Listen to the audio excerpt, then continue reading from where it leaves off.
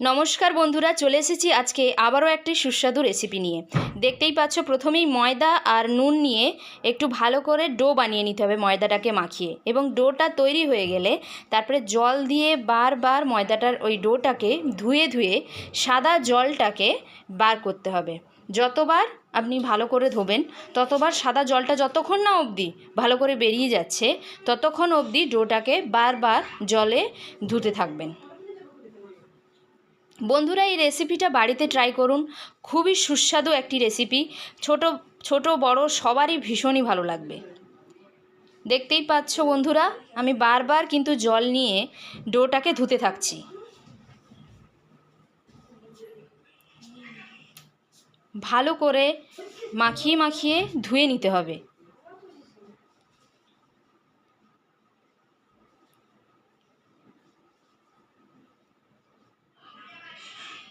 বন্ধুরা, আপনারাও বাড়িতে এই রেসিপিটা ট্রাই করুন, খুবই সুন্দর।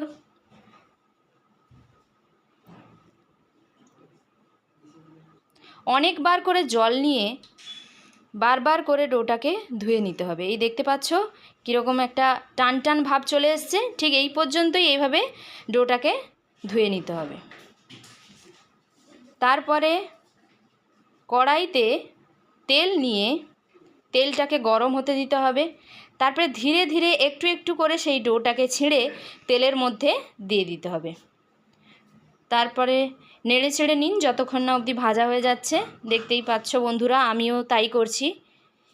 ভালোভাবে ওই ময়দার ডোগুলোকে ছোট্ট ছোট্ট করে তেলের মধ্যে দিয়ে ভেজে নিচ্ছি।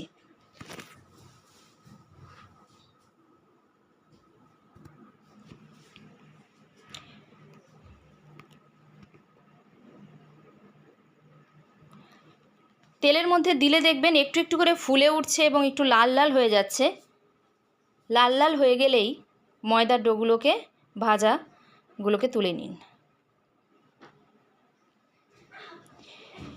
এরপরে বন্ধুরা, ওই গরম তেলের মধ্যেই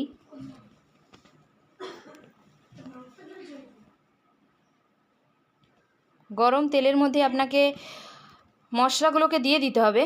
দেখে নিন আপনারা, গরম তেল দিয়ে দিয়েছি, এর মধ্যেই জিরে আর শুকনো লঙ্কা দিয়ে দিলাম। তারপরে ভালো করে নেড়ে চেড়ে এর মধ্যে দিয়ে দিলাম আদা বাটা, কারণ এটা নিরামিষ হচ্ছে বন্ধুরা। এর মধ্যে দিয়ে দিলাম নুন, হলুদ এবং লঙ্কা গুঁড়ো।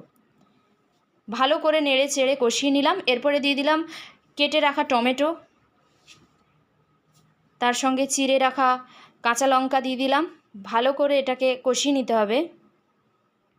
দেখতে পাচ্ছ বন্ধুরা, কষানো হচ্ছে। এবার ভালো করে কষিয়ে রাখার পরে এর মধ্যে দিয়ে দিতে হবে টক দই। টক দইটাকেও ভালো করে নেড়েচেড়ে ফুটিয়ে নিতে হবে। দেখতে পাচ্ছ বন্ধুরা, ফুটছে। ভালো করে ফুটিয়ে নেওয়ার পরে ওই বড়াগুলো যেগুলো ভেজে রাখা ছিল সেগুলো এর মধ্যে দিয়ে দিতে হবে। বন্ধুরা, আমি নিরামিষ রেসিপি বানিয়ে দেখালাম আপনাদেরকে। আপনারা চাইলে কিন্তু এটা আমিষও বানাতে পারেন। একটু কাজু বাটা, চালমগজ বাটাও দিতে পারেন। এরপরে স্বাদ মতো একটু চিনি দিয়ে দেবেন। এরপর দেখতে পাচ্ছেন গরম মশলার গুঁড়ো আমি ছড়িয়ে দিচ্ছি। এবার রেডি হয়ে গিয়েছে খুবই সুস্বাদু ময়দার একটি রেসিপি। আপনারা নিশ্চয়ই